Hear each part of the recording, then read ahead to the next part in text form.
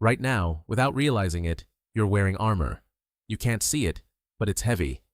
You put it on to choose what to share and what to hold back, to measure how you'll come across to everyone else, and you wear it with almost everyone. Trust isn't about loving yourself more or convincing yourself of anything. It's the one place where you finally get to take it off. Today, you'll understand what trust really is, what happens in your body when it shows up, and how it's built. Because it isn't saved, it's used. Think of the person you show up to and stop fixing your hair for. The table where you laugh without checking how it landed. The time you heard yourself say something you tell no one, and instead of regretting it, you breathed. It was there, even if you never named it. Welcome to Doodle Feelings. Today, trust, and how to stop living on guard. You're with someone, and, almost without thinking, you say the thing you usually keep to yourself. You say it out loud, and you brace for the usual sting, that, why did I open my mouth? But it doesn't come. The other person doesn't laugh, doesn't pull away, doesn't file it away to use later. They just nod and stay, and then something strange happens in you. Your shoulders drop. The air comes in deeper. For a second, you're not protecting yourself from anything. That ease is trust. And who you can feel it with decides, in large part, who you get to really be. Because you weren't born wearing that armor. You put it on, piece by piece. Every time you showed something of yourself and it went wrong, they laughed, they used it against you. You were left exposed. You learned to cover up a little more. It's a sensible lesson. The body keeps what hurt. So today, with new people, the armor closes on its own, without being called. It's not a flaw, it's your system taking care of you. But overprotecting has a cost too. Notice that trust doesn't start as an idea. It starts in the body, before the part of you that reasons can decide whether this person is safe. With almost everyone you carry a low idling motor, one eye on how you're coming across, the jaw a little firm, the breath a little high, ready to correct. It isn't fear, it's a background watchfulness, so constant you don't even notice it. And suddenly, with the right person, that motor switches off. Your shoulders stop holding themselves up, your face softens, you breathe from lower down, and you don't decide it on purpose. Something in you, faster than your thoughts, recognize that here you don't need to defend yourself. Your body stopped standing guard, and this can be measured. Neuroscientists at the University of Wisconsin put people into a brain scanner and warned them they might get a small electric shock. The brain, on alert, then someone held their hand. When it was the hand of someone they trusted, their partner, the brain's threat response dropped sharply. The fear regions almost switched off. When it was a stranger's hand, it dropped far less. And here's the beautiful part. The stronger the relationship, the more the brain settled. Your body literally lowers its guard with someone it trusts, and lowers it more the more it trusts them. So why do we stay armored almost all the time? Because with most people, even a little, we perform. You pick what to show. You soften an opinion. You tell the tidy version of your day, not the real one. You weigh your words before you let them out. It isn't lying, it's caution. It's the armor doing its job. Don't let them see too much, don't look bad, don't get hurt. The armor isn't the problem. The problem is never being able to take it off. Think about it.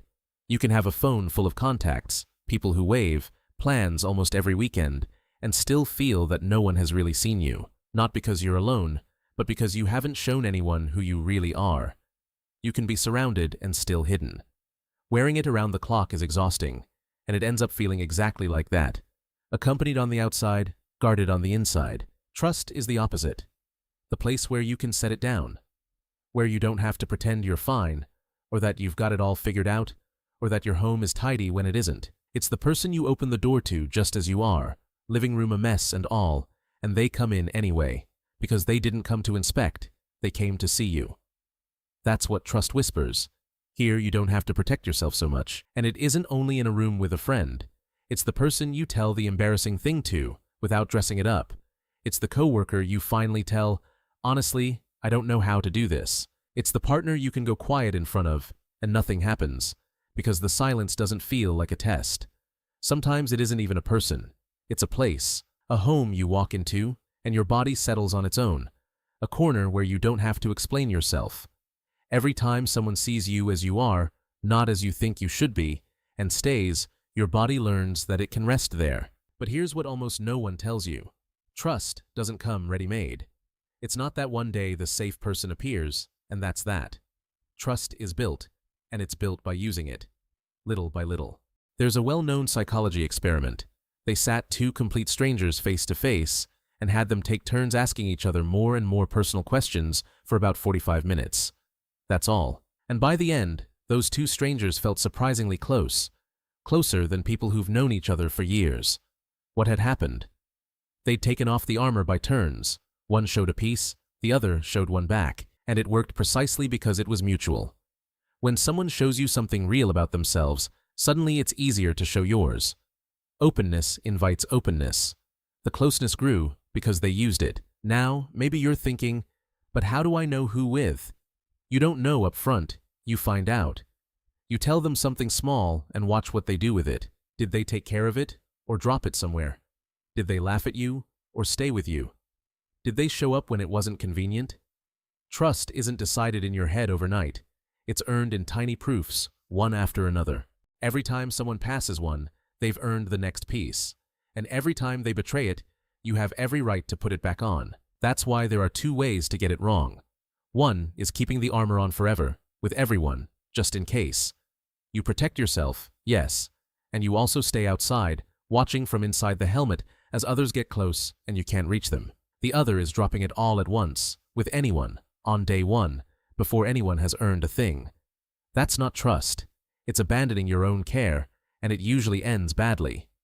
The point isn't at either extreme. It's in taking off one piece at a time, with someone who's already shown they'll stay.